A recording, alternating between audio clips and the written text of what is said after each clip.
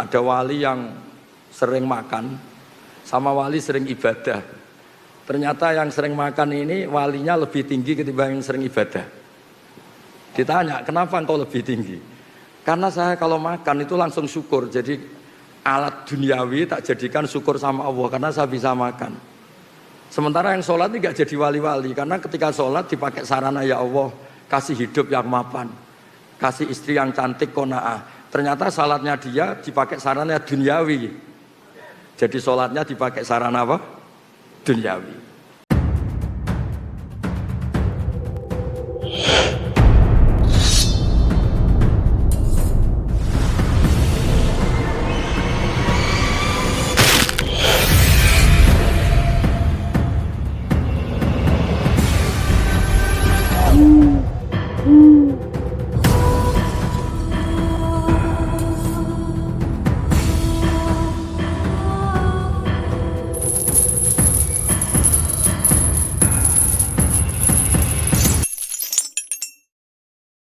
Jadi makanya ini biar Pak Allah tahu, biar tahu kalau saya cerita ilmu gini kan terus dia mikir, wah berat nih Gus, wah berat. Tapi nggak apa-apa, saya disaingi juga ikhlas. Ya jadi saya mohon analisis Quran atau ulumul Quran itu harus seperti ini. Sebab itu Nabi-Nabi top di Quran itu yang diceritakan itu sering basariyah kayak tadi. Isa dan Maryam diceritakan karena yakulanit tu'am. Nabi Musa lebih parah lagi. Nabi Musa itu lebih basariah lagi. Kecilnya dirawat Fir'aun, terus hobinya itu gelut, tarung gitu. Terus delalah itu lari, buron itu kematian. Ketemu Nabi itu nggak ngaji dulu dia, sementing dikawinkan dulu sama putrinya itu. Itu basariah semua. Sehingga berkahnya Islam dibawa secara kemanusiaan. Ciri khas Islam itu adalah farah. Farah itu bahagia, happy. Qul bi fadlillah bi rahmati fa bidzalika falyafrah. Ya saya mohon dari berkahnya ngaji ini Anda akan tahu. Saya punya kitab namanya Al-Minanul Kubro. Itu di situ cerita ada wali yang sering makan sama wali sering ibadah. Ternyata yang sering makan ini walinya lebih tinggi ketimbang yang sering ibadah. Ditanya, kenapa engkau lebih tinggi? Karena saya kalau makan itu langsung syukur. Jadi alat duniawi tak jadikan syukur sama Allah karena saya bisa makan. Sementara yang sholat tidak jadi wali-wali karena ketika sholat dipakai sarana, ya Allah kasih hidup yang mapan, kasih istri yang cantik qanaah. Ternyata salatnya dia dipakai sarana duniawi. Jadi sholatnya dipakai sarana apa? Duniawi. Gayanya sholat tapi otaknya itu dunia. Sholat hajat lah gampangannya. Angel temen nerangno. Lah yang ini tuh Islami. Karena setiap makan tuh dia nangis, ya Allah saya ini yang kiai besar selemah ini. Katanya saya orang hebat, saya presiden, saya kiai besar, saya rektor. Kalau nggak makan jadah ya kok lemes. Jadi itu unik karena itu dimaklumatkan wa khuliqal insanu dhaif. Sehingga seorang nabi yang kekasihnya dibahasakan Allah afa immata au qutila, afa immata au qutila. Muhammad itu mati atau terbunuh. Nah, ini yang terakhir sebelum diskusi. Quran juga cerita jejak sejarah. Ini urusan makan lagi. Syarat jadi nabi diantaranya itu selain soleh, selain baik ini nabi loh, ada kiai nabi. Syaratnya turunannya nabi. Kalau kiai kan alhamdulillah ada Gus asli, Gus naturalisasi masih bisa dinego. Tapi kalau nabi itu memang harus turunan nabi, bawahnya harus ada yang nabi. Orang Yahudi itu Yahuda bin Yakub bin Ishak bin Ibrahim.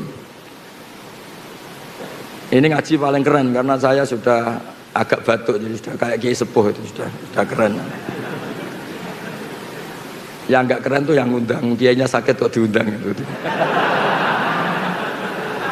Itu tanggal 10 kemarin ini Pak Harsoyo, Pak Widodo, Pak Rektor itu main ke rumah saya. Tak pikir ikhlas. Nah, ternyata enggak ini. Ya semoga diampuni Allah Subhanahu wa taala.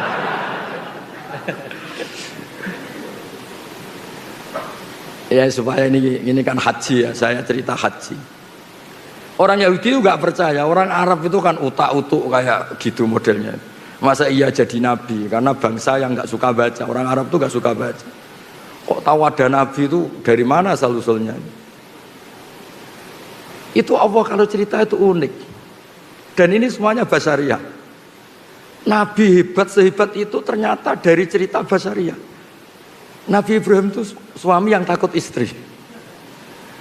Ketika dia menikahi Hajar itu diusir sama Sarah. Sarah ini istri pertama yang cantik.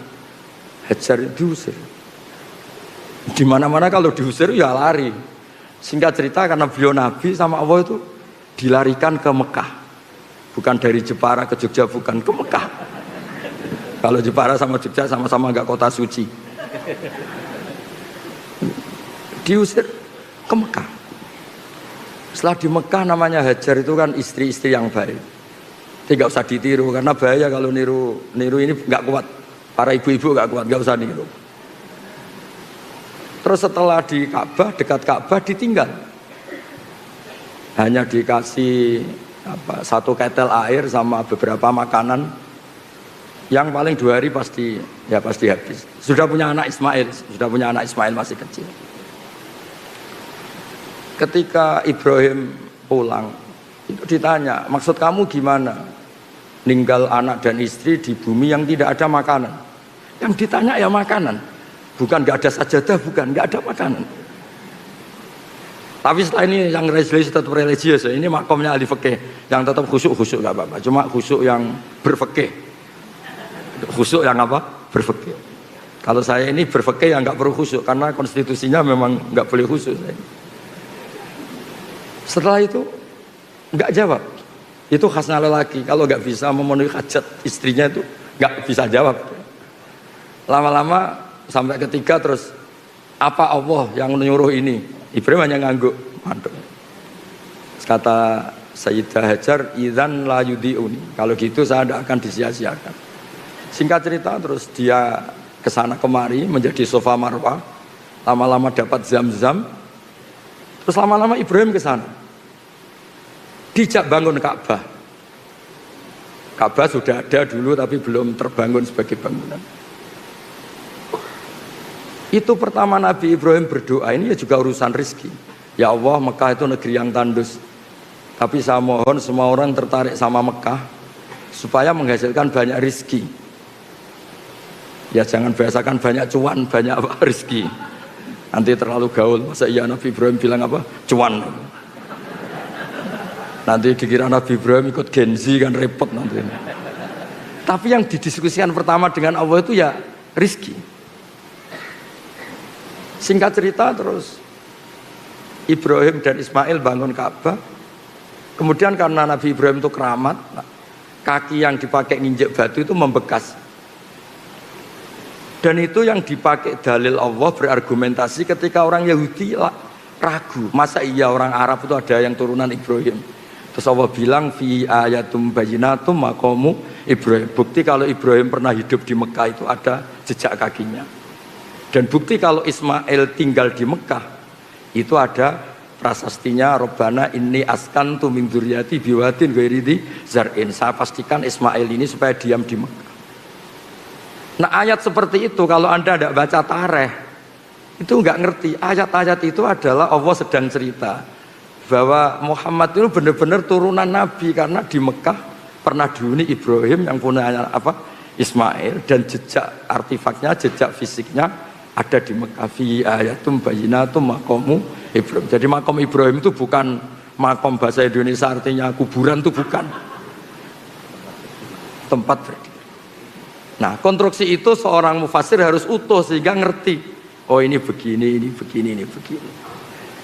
Ya kembali lagi nanti kalau nggak jadi rektor, kalau ingin jadi kiai yang pertama tadi pokoknya orang ngaji saya masuk surga, orang ngasih uang saya 50.000 masuk surga, dan seterusnya dan seterusnya. Jadi saya mohon peneliti tafsir atau peneliti Quran itu konstruksinya harus utuh sehingga ayat yang kelihatan biasa menjadi luar biasa karena manusia itu pasti mendiskusikan ekonomi.